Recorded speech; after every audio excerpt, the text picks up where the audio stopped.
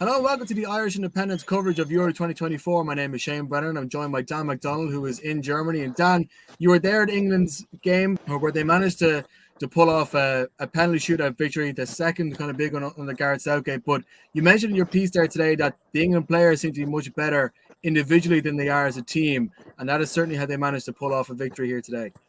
Yeah, I think when it came to the crunch, Shane, it was the penalty format. Cole Palmer, Bellingham, Saka, Tony, Trent Alexander-Arnold with the finish. I mean, the individual quality from the shootout. Yeah, I mean, I know, to be fair, they've got penalty scars. Some of those players from 2021, Saka in particular. I think overall, probably Switzerland were the better team in the end. I don't think they were the better team at the start. I think they were at the end. An old team with 8 players, over 30 on the pitch at one stage in extra time. If they still looked like the most likely winners at the end, it looked like England were happier for penalties. And yeah, I mean, Switzerland have had big penalty shootout wins at this tournament in the recent past, but they seem to have a little bit more control in the dying stages of extra time.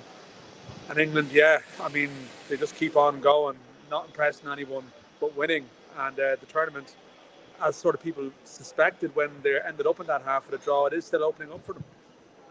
Yeah, and what's interesting now is the face against a Dutch team who came back to beat Turkey. But I'm really interested in, from an English point of view, is whether they really can improve enough to put it up against a Dutch team, which can really expose you if you're not defensively solid. Being solid in defense is the one thing that's kind of gotten England this far. But I don't know. Did you get any sense that England were playing better, that could improve in their attacking options tonight? No, I don't know. I mean, I think England are obviously. They don't give a huge amount of chances away, but sometimes their conservatism means they don't. And Switzerland actually found some chances. And that is the thing about the Dutch. I mean, I only saw the last 25 minutes of their game. They gave Turkey opportunities in that match.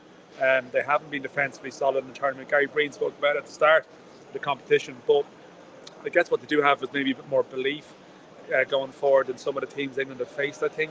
Gakpo is scoring goals.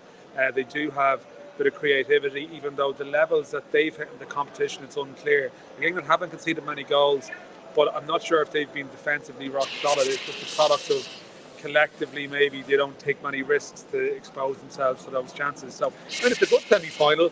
There's weaknesses in both teams. You just hope that it's the weaknesses make the game entertaining rather than the opposite of what we've experienced in England so far.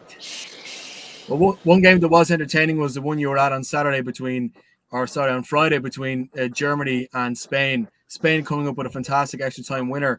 Considering they're playing against a French team that has struggled to get going, do you think Spain are now the favourites to win the tournament?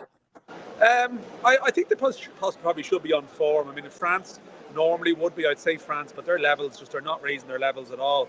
And maybe deep down I still find it hard to believe that France won't find another level, but I think at this stage the evidence is weak. Spain are down a body or two. They've been through tough games. But yeah, the level of that Germany-Spain match is a level above the other quarterfinals, I think, for sure, in terms of what both teams brought to it.